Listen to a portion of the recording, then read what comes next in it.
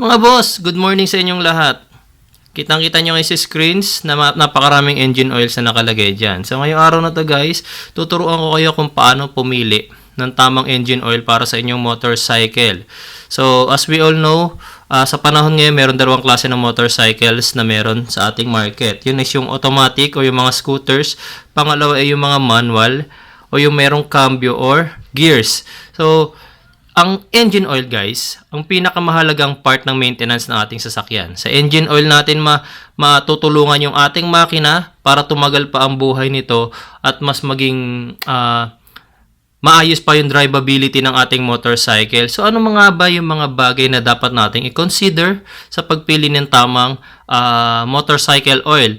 So tatlo diyan ang motorcycle oil talaga. Itong isa at itong isa. So, yung dalawa is pang sasakyan. Pero, sinama ko sila rito kasi meron silang mahalagang discussion na kailangan ninyong malaman kahit na motorcycle owners kayo. Mga boss, ang langis ng makina is almost pare-pareho lang naman. So, nagkakaiba-iba sila kasi kung saang sasakyan sila gagamitin at kung ano-ano yung mga additives na nilalagay sa kanila. So, yung mga pagkakapare-pareho nila, of course, pare-pareho sila ng meron nakalagay na viscosity. Ayan. Viscosity ang tawag dyan. Yan, 20W50, viscosity yan. Ayan din. Dito naman sa PTT oil is 10W40, viscosity rin yan. Dito naman sa Optimax, viscosity din yan. And din sa Suzuki engine oil is viscosity rin ang tawag yan. So, dyan sila nagkakapare-pareho. Tapos, pare-pareho rin naman sila merong API ratings. Itong API ratings ni Aisin. Kay Delo, ito naman. Si PTT, ang API rating niya is ito, API SL. Si Optimax is API SJ. And then si Suzuki is API SL din. So, pare-pareho silang may viscosity. Pare-pareho silang merong API rating. So, paano natin malalaman ngayon guys kung pang motorcycle oil o pang sasakyan yung ating pipiliin na langis? Well guys, unang-una, nakalagay naman sa label ng mga motorcycle engine oils. Ayan. Meron silang nilalagay na motorcycle. Ayan. And also, ayan. So, kung sakasakaling wala mong nakalagay dyan, naglalagay pa rin sila ng design dyan or ng picture ng motorcycle or ng engine ng makina. Unlike dito nga, wala siya nakalagay pero may nilagay siya ng motorcycle oil. Pero meron pang isang detail dyan guys na makapagsasabi sa inyo na ang langis na yon ay ginamit, ay magagamit para sa inyong motorcycle at hindi para sa inyong sasakyan. So, ano yung detail na yun? Yun guys is yung JASO. Guys, sa pagpili natin ng langis para sa ating motorcycle, meron tayong tatlong bagay na kailangan tingnan dyan. Unang-una is yung JASO classification. JASO stands for Japanese Automotive Standards Organization. So, sa engine oil, meron apat na klase ng JASO. Meron JASO MB, JASO MA, JASO MA1 at JASO MA2. So yung MA to MA2, magkakapareho yan. Ginagamit yan sa mga motorcycle na manual o yung may mga cambio. Tulad ng motorcycle ko, Suzuki Raider. So ang ginagamit kong engine oil sa kanya is yung JASO MA classification. So kapag ka ang motorcycle nyo naman guys is automatic, let's say Yamaha Mio, o kaya naman SkyDrive. So, ano pa ba yung mga automatic? So, basta lahat ng automatic na motorcycle, yung mga scooters na tinatawag, ang ginagamit na JASO classification sa inyo is JASO MB. Ayan. JASO MB classification. So, dun pa lang guys, alam nyo na kung paano kayo pipili ng langis. So, next thing na kailangan nyo intindihin naman dyan guys, is yung API rating at saka yung SAE or yung viscosity rating ng langis. So, tapos na tayo dun sa MA. So, explain ko muna sa inyo kung ano kaibahan ni MA at ni MB. So, ginagamit ang MA sa mga motorcycle na merong manual transmission. Kasi, ang ginagamit ng mga motorcycle na may manual transmission is yung wet clutch system. Kapag sinabing wet clutch, guys, yung clutch natin, yung clutch disc natin is nakalubog or nakasawsaw sa parang batya ng langis. Hindi katulad ng mga scooters na nakahiwala yung kanilang clutch system. Kaya nga kung papansinin nyo, itong binili kong si PTT Challenger Engine Oil, meron siyang langis para sa makina. Tapos itong katabi niyang maliit dito na parang dede, is para yan sa gear oil. Yan, nakalagay. Gear 80. Para sa gear oil yan. So, kasi sila, gumagamit sila ng dry clutch system. Katulad sila ng mga hindi lang pala degasolina. Katulad sila ng mga sasakyan. Kasi ang mga sasakyan, alam natin guys, na dry clutch ang ginagamit ng sasakyan or yung clutch ng sasakyan, hindi yan nababasa ng langis. Hindi katulad sa motorcycle na manual, ang langis ng makina, langis ng transmission, at yung clutch oil natin is iisa lang ang ginagamit. Kaya kung mapapansin nyo, kapag bumili kayo ng langis for the maintenance ng inyong motorcycle, isa lang ang binibili nyo. At ito na isinasali natin sa makina, langis na siya para sa lahat. Basta tatandaan nyo, kapag ka-automatic ang motorcycle ninyo, Jaso MB. Kapag ka-manual naman ang motorcycle ninyo, Jaso MA naman ang inyong gagamitin. Kasi, ang Jaso MB at saka ang mga car engine oils, meron yung friction modifiers na tinatawag. So, yung friction modifiers na yun will affect yung ating wet clutch system. Pwedeng mangyari na yung clutch natin is dumulas at o kaya naman yung gears natin magkakaroon ng yung tinatawag na gear pitting o yung nagkakaroon ng crack or lamat yung gears. So, yun yung magiging effect sa manual na motorcycle kapag ginamitan ninyo ng Jaso MB o kaya ng car engine oil. Ang langis guys ng mga manual motorcycle, itong mga may Jaso MA classification, especially formulated yan. Kasi, eto medyo malilito kayo yung ganitong klase ng langis guys, ginawa sila para malubricate yung makina natin. So, kailangan madulas sila. Madulas na madulas para malubricate or ma-protect yung ating makina from wear and tear.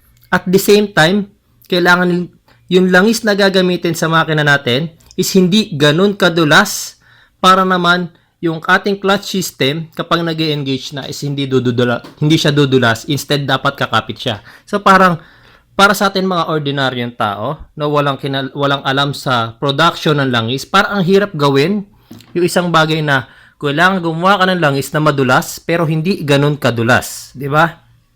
So, especially formulated nga yan for mga motorcycle na merong wet clutch system. Wala yung friction modifiers. So, tulad ko, ang motorcycle ko is Suzuki Raider, Raider J. So, ginagamit kong langis sa kanya is yung may Jaso MA.